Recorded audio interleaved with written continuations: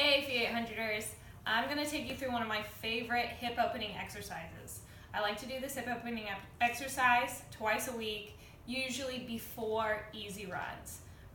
Sometimes I won't do it before easy runs if I feel like really stiff and I need some blood flow before I stretch, but this is usually my go-to.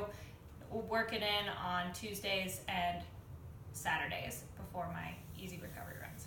So the first one we're going to do is you go to tabletop position. You want to make sure your back's flat and you feel very stable. And all you're going to do is leg circles forward. So the trick is to not pull with your back. You want your back flat and it's just through the hips. All the motion is through the hips. And when you push back, you see how my foot is dorsiflex? So I'm pushing through my heel here. And some mornings I'll be really stiff and I won't be able to get any height on my hip, and that's okay.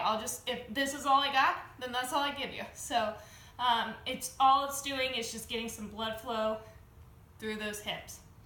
So I'll do 10 each side, and then I'll go backwards. So you just rotate. Instead of going back and then forward, you go up and then back. Up, back, up, back. So that's the first two exercises. The second one is pigeon pose. So if you see how I got there, if you know downward dog at all, I can't do downward dog. It's like I have bolts from my Achilles to my high hamstrings. But if you could imagine me doing a perfect downward dog, that's what we got. And you just put your leg underneath you and settle in. And you can really play with this leg because this angle is going to affect where it stretches back here. So you just find the position that you feel needs to be stretched. You settle in. Go down to your elbows if you can. If not, then staying up here is fine. And what you'll do is you're going to plant your back toes. And you're going to use your glute to pull up your leg.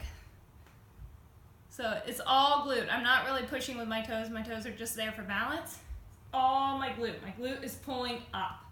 So what this is doing is activating your glute, and I'm getting a really nice stretch through this flexor on my left side, and I'm getting a really nice stretch through this hip and IT band on my right side.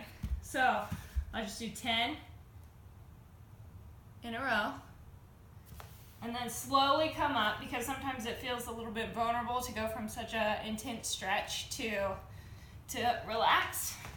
And then transition back. Settle in, go down to the elbows, plant the back toes, and do 10, and pulling through the glute. Glute contracts, and then my leg comes up. Glute contracts, leg comes up. It feels really great. You can feel if you have tight hip flexors, it's really getting that stretch. It's activating your glutes, getting a stretch on this side. This is like a big bang for your buck stretch and activation exercise. So that was the third exercise. The fourth exercise looks silly. So you lay on your stomach, and I call them Spidermans. So you have your palms planted, your shoulders are relaxed, they're creeping forward or creeping down. They're just in a neutral position, and you're gonna crawl your leg up and then bring it back. Crawl your leg up, bring it back. And you'll do 10 each side. And a lot of times it's easy to cheat on these and want to roll. Don't roll. Keep your hips on the ground so you can even just feel your hip bones directly on the ground. That's all I got. Bring it back. That's what I got. Bring it back. So 10 each side.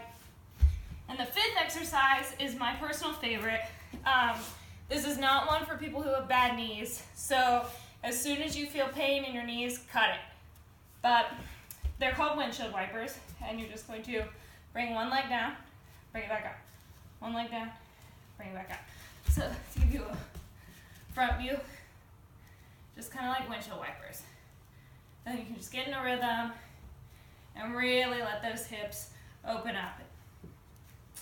Yeah, so just incorporate those twice a week. Keeps those hips nice and loose. Thanks.